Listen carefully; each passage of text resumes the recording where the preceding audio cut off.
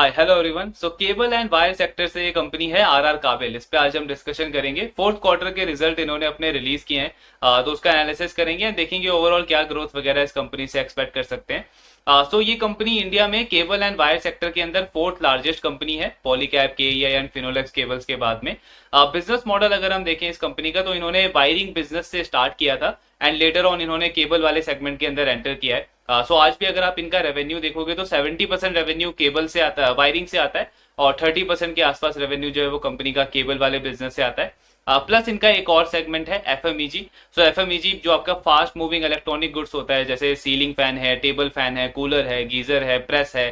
सो ये सारे items company manufacture करती है एंड टोटल रेवेन्यू में 12% के आसपास रेवेन्यू इस कंपनी का एफएमईजी वाले सेगमेंट से आता है। अगर आप पॉलीकैब और केईआई का देखोगे तो केईआई तो एक्चुअली एफएमईजी सेगमेंट के अंदर प्रेजेंट ही नहीं है, बट पॉलीकैब का भी आई थिंक 10% से भी कम रेवेन्यू आता है उनके एफएमईजी बिजनेस से। लास्ट कुछ टाइम में उसमें ग्रोथ नहीं आई है, कंपनी नई नई स्ट्रेटेजी प्लान कर रही है आगे के लिए भी, बट इनके लिए ये बिजनेस अच्छा कर रहा है। इस पूरे फाइनेंशियल ईयर के अंदर भी लगभग 19-20% की ग्रोथ आई है।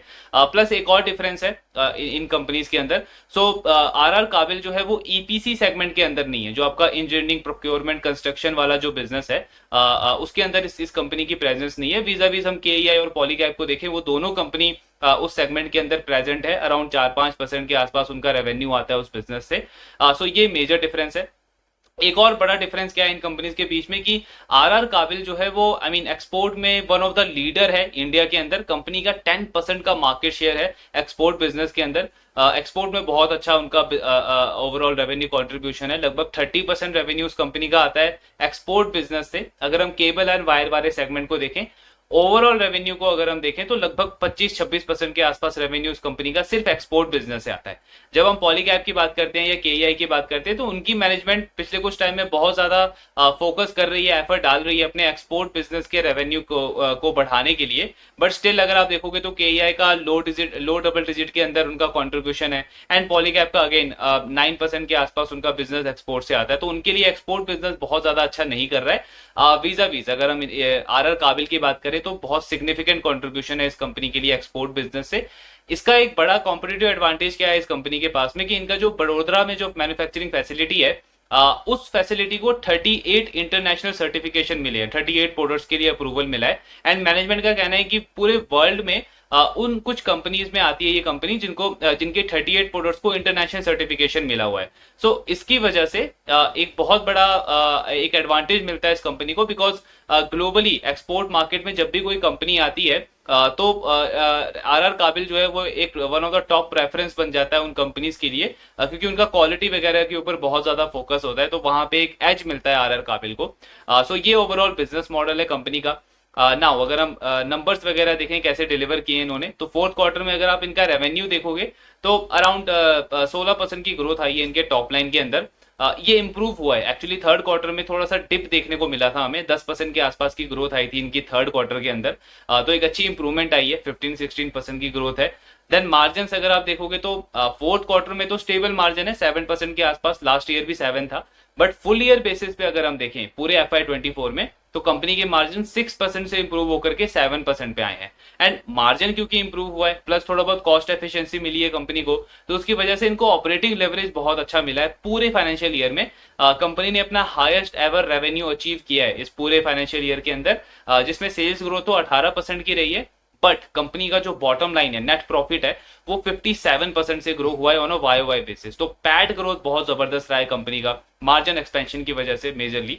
आगे का ग्रोथ प्लान अगर हम देखें तो कंपनी बेसिकली केपेक्स कर रही है, एक नई मैन्युफैक्चरिंग फैसिलिटी ये बिल्ड कर रही है मेनली अपने केबल वाले बिजनेस के लिए, पावर केबल वाले बिजनेस के लिए। तो इनका टारगेट है कि जो पावर केबल का बिजनेस है इनका, उसकी कैपेसिटी को डबल करने को टारगेट कर रहे हैं अगले कुछ टाइम में, जिसके लिए इन्होंने 150 करोड़ का जो केपेक्स है वो FY24 में ही कर दिया है एंड 350 करोड़ का केपेक्स और कंपनी करेगी FY25 के अंदर। तो टोटल अगर आप देखो 500 करोड़ का कंपनी केपेक्स कर रही है इन दोनों साल के अंदर।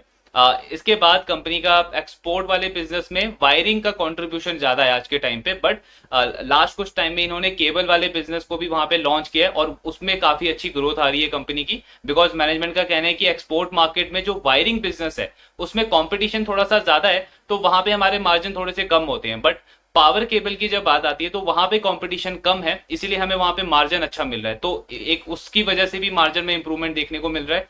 प्लस इंडिया बिजनेस के अंदर भी क्योंकि हम पावर केबल वाले बिजनेस की कैपेसिटी को डबल करेंगे तो वॉल्यूम ग्रोथ आएगा, वॉल्यूम ग्रोथ आएगा तो हमारा जो कैपेसिटी यूटिलाइजेशन है वो इंप्रूव होगा, उससे क्या होगा कि एवरेज सेल्स रियलाइजेशन जो है वो भी इंप्रूव होगा, तो वहां से भी मार्जिन में इंप्रूवमेंट देखने को मिलेगा। सो FY25 के लिए, इस फाइनेंशियल ईयर के लिए मैनेजमेंट का टारगेट है कि 1% से लेके 1.25% तक का मार्जिन में इंप्रूवमेंट आना चाहिए, तो गाइडेंस काफी स्ट्रांग है इस फाइनेंशियल ईयर के अंदर भी। देन ग्रोथ पे अगर हम बात करें तो अगेन उस पर भी काफी एग्रेसिव है मैनेजमेंट, कंपनी का कहना है कि 20% का वॉल्यूम ग्रोथ हम टारगेट कर रहे हैं FY25 के लिए भी, प्लस आने वाले 2-3 सालों के लिए भी, बिकॉज पूरे सेक्टर का आउटलुक काफी स्ट्रांग है एंड मैनेजमेंट भी काफी ज्यादा बुलिश है। अगर आप पॉलीकैब की मैनेजमेंट को देखोगे या KEI की मैनेजमेंट को भी सुनोगे तो वो भी आगे की ग्रोथ को लेकर के बहुत ज्यादा बुलिश है इस पूरे इंडस्ट्री में।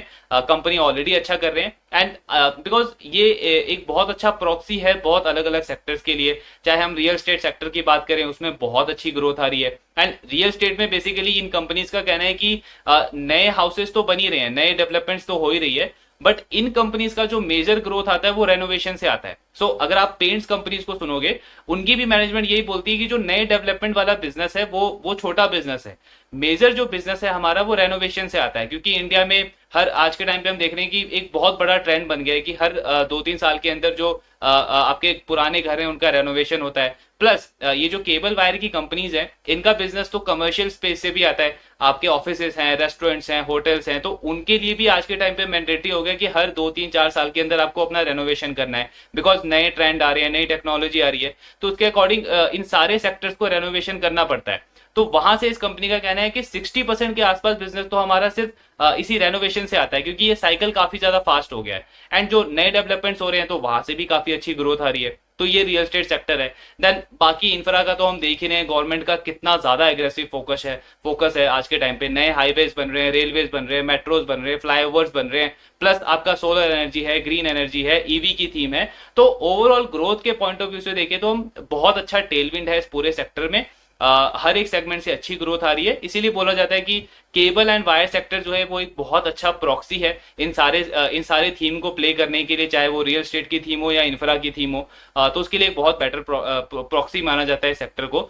सो इसीलिए ग्रोथ का आउटलुक तो काफी स्ट्रांग है इन कंपनीज के लिए एंड हर एक कंपनी काफी अच्छा केपेक्स कर रही है आने वाले कुछ सालों के लिए। आरआर केबल का भी देखोगे तो 20% की ग्रोथ का गाइडेंस है इनका with improvement in margin. So margin इस कंपनी के एक्चुअली आज के टाइम पे KEI से भी कम है, पॉलीकैब से तो बहुत कम है, 7-8% के आसपास मार्जिन है, बट उसमें कंपनी इंप्रूवमेंट टारगेट कर रही है। जैसे इस फाइनेंशियल ईयर में इन्होंने लगभग 1% से इंप्रूव किया, FY25 में टारगेट है इनका 1.25% के आसपास का इंप्रूवमेंट आएगा एंड उसके 2-3 सालों में भी इनका टारगेट है कि इंप्रूवमेंट वाला जो ट्रेंड है मार्जिन में वो कंटिन्यू रहना चाहिए, बिकॉज इनका जो FMEG वाला बिजनेस है जो कि 2019 के आसपास इन्होंने स्टार्ट किया था, सो उसमें इन्होंने एक बहुत बड़ा एक्विजिशन भी किया था 2022 में, इस कंपनी ने ल्यूमिनस जो कंपनी है उसको एक्वायर किया था, तो उसके बाद से ग्रोथ वगैरह तो अच्छा रहा है, लेकिन ये बिजनेस प्रॉफिटेबल नहीं है।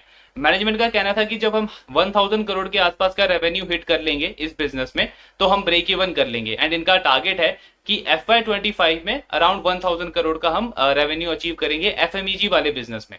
अब आपका FMEG वाला बिजनेस जब 1000 करोड़ अचीव करेगा तो मतलब कंपनी का एक्सपेक्टेशन है कि ब्रेक इवन के आसपास हम पहुंच जाएंगे, सो ये वाला बिजनेस भी ब्रेक इवन हो जाएगा, प्लस अलग अलग सेगमेंट से क्योंकि वॉल्यूम ग्रोथ आ रही है, आपका कैपेसिटी यूटिलाइजेशन बढ़ेगा तो वहां से भी मार्जिन इंप्रूवमेंट आएगा। सो मार्जिन इंप्रूवमेंट एक बहुत बड़ा ट्रेंड है इस कंपनी के लिए, बिकॉज पॉलीकैब को भी हमने देखा था कि उसका प्रोडक्ट मिक्स चेंज हुआ और मार्जिन उस कंपनी के 10-11% से इंप्रूव होकर के ऑलमोस्ट 13-14% तक गए, जिसकी वजह से उस कंपनी को एक बहुत बड़ा ऑपरेटिंग लेवरेज मिला, बिकॉज उस कंपनी का अगर आप सेल्स ग्रोथ देखोगे तो वो तो एवरेज ही था 20-25% के आसपास, लेकिन जो अर्निंग ग्रोथ है उसमें काफी बड़ा ट्रेंड चेंज देखने को मिला हमें, 30-40% से उस कंपनी का पैट ग्रो हुआ है एंड स्टॉक को भी एक अच्छा खासा री रेटिंग मिला है। तो ये चीज आरआर केबल के साथ भी हो सकती है, because PAT growth operating leverage इस कंपनी को मिल सकता है आने वाले टाइम में because of improvement in margin. तो ये ओवरऑल सिनेरियो इस कंपनी का, नंबर्स अच्छे हैं, आगे का आउटलुक काफी स्ट्रांग है। Now stock point of view से अगर मैं बात करूं तो ये जो स्टॉक है आरआर काबिल का, ये अराउंड 66 के पी मल्टीपल पे आज के टाइम पे ट्रेड कर रहा है एंड ये एक बहुत बड़ा रीजन है कि बिजनेस तो अच्छा कर रहा है, लेकिन जब मैं अपॉर्चुनिटी की बात कर रहा हूं तो स्टॉक में कुछ खास अपॉर्चुनिटी लगती नहीं है, बिकॉज पॉलीकैब जो कि ऑलमोस्ट इसी इसी लेवल पे ग्रो कर रहा है, इनफैक्ट थोड़ा बेटर ही ग्रो कर रहा है, 20-25% पे ग्रोथ है पॉलीकैब की। बट उसका पी मल्टीपल अगर आप देखोगे तो 40, 54, 55 के आसपास है। एंड अगर मैं 20% की ग्रोथ भी अज्यूम करता हूं दोनों बिजनेसेस से, तो पॉलीकैब जो है वो 1 ईयर फॉरवर्ड पी बेसिस पे मुझे 44, 45 के आसपास मिलता है। एंड आर काबिल वो मुझे अराउंड 55, 56 के पी मल्टीपल पे मिलता है। सो बिजनेस तो अच्छा कर रहा है, लेकिन स्टिल अगर मैं अपॉर्चुनिटी की बात करूं तो पॉलीकैब में अभी भी एक बेटर अपॉर्चुनिटी नजर आती है, बिकॉज ग्रोथ तो सिमिलर है, बट 1 ईयर फॉरवर्ड पीई के बेसिस पे वहां पे एक बेटर डील अवेलेबल है। तो ये ओवरऑल सिनेरियो है सेक्टर का। केईआई इंडस्ट्री की बात करें तो वो उस बिजनेस के साथ में प्रॉब्लम ये है कि एक तो उसकी ग्रोथ कम है compare to Polycab and RR Kabel, 16-17% पे वो बिजनेस ग्रो कर रहा है। प्लस उसके स्टॉक का पी मल्टीपल ऑलरेडी 66-67 के लेवल पे है, तो वो तो बिल्कुल ही अनइंटरेस्टेड डील बन जाती है। सो अपॉर्चुनिटी वाइज देखें हम तो पॉलीकैब एक बेटर प्ले लगता है पूरे अभी भी केबल एंड वायर सेक्टर के अंदर। उसको कवर नहीं किया, आई नो उस बिजनेस का रिजल्ट अभी तक हमने इस क्वार्टर का कवर नहीं किया है। सो उसका कॉन कॉल एक साथ हम करेंगे, पूरा रिजल्ट भी एंड कॉन कॉल भी देखेंगे, कंपनी का आगे का क्या टारगेट है। But yes, opportunity wise Polycab में अभी भी एक बेटर डील नजर आती है।